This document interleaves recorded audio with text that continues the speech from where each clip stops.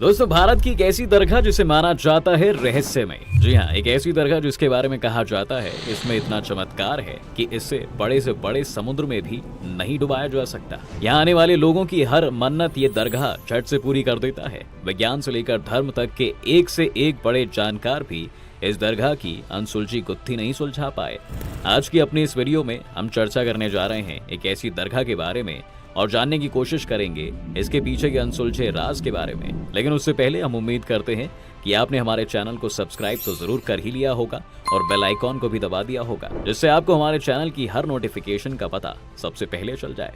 दोस्तों, क्या आप भारत के उस पवित्र स्थल के बारे में जानते हैं जहां हिंदू मुस्लिम जाकर एक जगह प्रार्थना करते हैं, जहां समंदर की लहरें भी आकर नतमस्तक हो जाती हैं? जी हाँ, हम बात कर रहे हैं मुंबई में बनी हुई हाजी अली दरगाह की, जहां समंदर की लहरें चाहे कितनी भी उफान पर हों, लेकिन यह दरगाह कभी नहीं डूबती। आइए जानते हैं इस दरगाह के ना डूबने के पीछे का असल रहस्य। मुंबई के वर्ली बीच से 500 मीटर दूर अरब सी के बीच एक छोटे से टापू पर स्थित 4500 स्क्वायर एरिया में फैली हुई यह रहस्यमयी और चमत्कारी हाजी अली दरगाह दुनिया के उन चुनिंदा धार्मिक स्थलों में से एक है जहां पर सभी धर्म के लोग अपना धागा बांधकर अपनी मन्नतें मांगते हैं। हाजी अली दरगाह, जहां समंदर की लहरें चाहे कितनी भी उफान पर हो, लेकिन यह दरगाह कभी नहीं डूबती।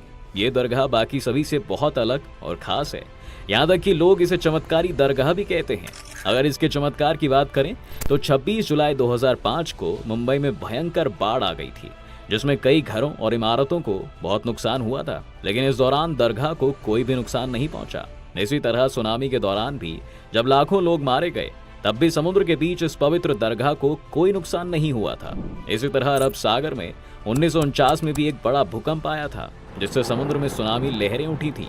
इन लहरों में कई इमारतें तबाह हो गई थी, लेकिन हाजी अली दरगाह की इमारत को कोई भी नुकसान नहीं हुआ था। जब तूफान शहर की ओर बढ़ा तो ऊंची लहरों पर दरगाह के चिराग तैरने लगे। कहते हैं कि इन चिरागों ने लहरों को पीछे ढकेल दिया था और सैकड़ों लोगों की जान बच गई। ये दरगाह समुद्र में बनी हुई है, जहां तक पहुंचने के लिए लोगों को समुद्र की बड़ी बड़ी लहरों से होकर गुजरना पड़ता है। इसकी यही बात इसे सबसे अलग और चमत्कारी बनाती है। ये दरगाह समुद्र में उफान आने के बाद भी कभी नहीं डूबती। लोगों का कहना है कि इस दरगाह पर अल्लाह की मेहर है, तभी तो कोई भी यहाँ से खाली हाथ नहीं लौटता है। बाबा हाजी अली शाह बुखारी की यह दरगाह हमेशा से ही रहस्यों के घेरे में घिरी रही है। आज तक यहाँ तूफान और लहरें इस दरगाह का कुछ भी नहीं कर पाई हैं, जो कि इस रहस्य को और भी गहरा बनाता है। दरगाह तक जाने के लिए सीमेंट का एक रास्ता भी बनाया गया है, जो समुद्र में हाई टाइड आने के समय पूरी तरफ से डूब जाता है और दरगाह को बंद करना पड़ता है। हैरानी की बात तो यह है कि हाई टाइड के वक्त पानी की इतनी ऊंची लहरों की एक बूंद भी दरगाह के अंदर तक नहीं जाती। हर सुबह सूरज उगने से पहले दरगाह के रास्ते से पानी नीचे उतर जाता है, लेकिन जैसे ही रात होती है तो पूरा रास्ता पानी में डूब जाता है। इस दरगाह को हर रोज सुबह से शाम तक ही खोला जाता है और शुक्रवार के दिन यहाँ पर फरियादियों की काफी भीड़ भी रहती है। हाजी अली ट्रस्ट के मुताबिक हाजी अली उज्बेकिस्तान के बुखारा से पूरी दुनिया की सैर करके भारत पहुंचे थे। वहीं इसी को लेकर एक दूसरी राय ये भी है कि हाजी अली शाह बुखारी अपने भाई के साथ भारत घूमने आए और मुंबई के वर्ली में रहने लगे। कुछ समय बाद जब उनके अपने घर लौटने का समय हुआ तो वो वापस जाने के बजाय अपनी माँ को एक लेटर भेज देते हैं। इस लेटर में माफी मांगते हुए उन्होंने लिखा था कि अब वह मुंबई में रहकर ही इस्लाम का प्रचार प्रसार करेंगे और लोगों को इस्लाम की अच्छी बातों की जानकारी भी देंगे। इसके बाद उन्होंने मक्का की हज यात्रा से पहले अपने सारे धन का त्याग कर दिया था और यात्रा के दौरान उनकी मृत्यु हो गई थी। उनका अंतिम संस्कार भी वहीं किया जाना था, लेकिन माना जाता है दोस्तों कि अरब सागर में तैरते हुए उनके शव का ताबूत मुंबई में आ गया था।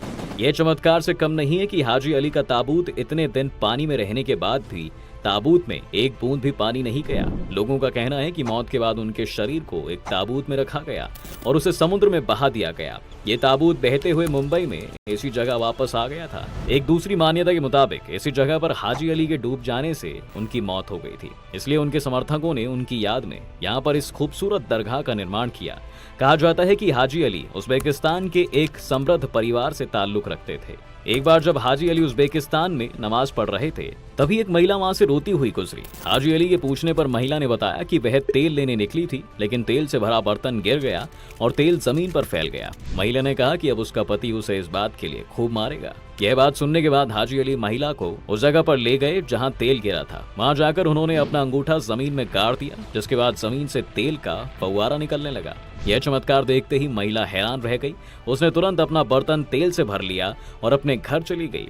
कहा जाता है दोस्तों कि महिला तो खुश होकर वहां से चली गई थी, लेकिन हाजी अली को कोई बात परेशान किए जा रही थी। उन्हें रातों में बुरे सपने आने लगे। अंदर ही अंदर उन्हें लग रहा था कि उनसे बहुत बड़ा पाप हो गया है। उन्हें लगने लगा कि उन्होंने जमीन से तेल निकालकर धरती को जख्मी कर दिया है। बस तभी से वह मायूस रहने लगे और बीमार भी पड़ गए।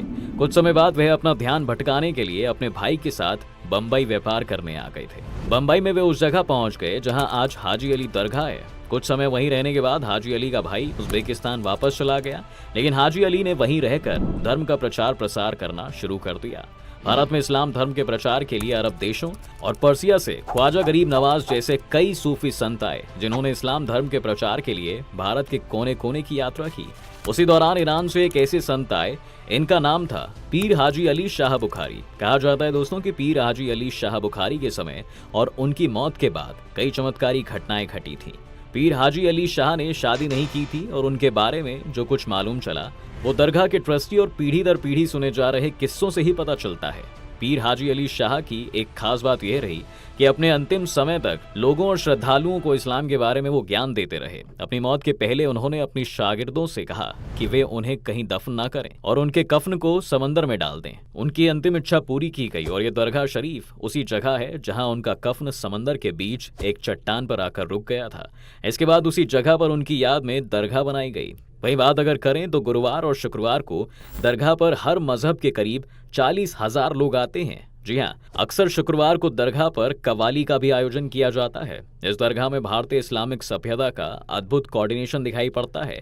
4500 मीटर में फैली इस सफेद मस्जिद में 85 फीट ऊंचा टावर मेन आर्किटेक्चरल अट्रैक्शन है। मस्जिद के अंदर स्थित दरगाह जरीदार लाल और हरी चद्दर से ढकी रहती है। मेन हॉल में संगमरमर के पिलर्स बने हुए हैं। इन पिलर्स पर 99 जगहों पर अल्लाह का नाम लिखा गया है। मस्जिद के ज्यादातर स्ट्रक्चर खारी समुद्री हवाओं की वजह से कमजोर हो गए हैं, जिस कारण समय समय पर इसका रेनोवेशन किया जाता है। पुल से दरगाह पर पहुंचने पर वहां कई दुकानें भी हैं, जहां दरगाह पर चढ़ाने के लिए चादर, फूल, इत्र और बाकी सभी सामान मिलते हैं। इसके अलावा यहाँ एक मस्जिद भी है।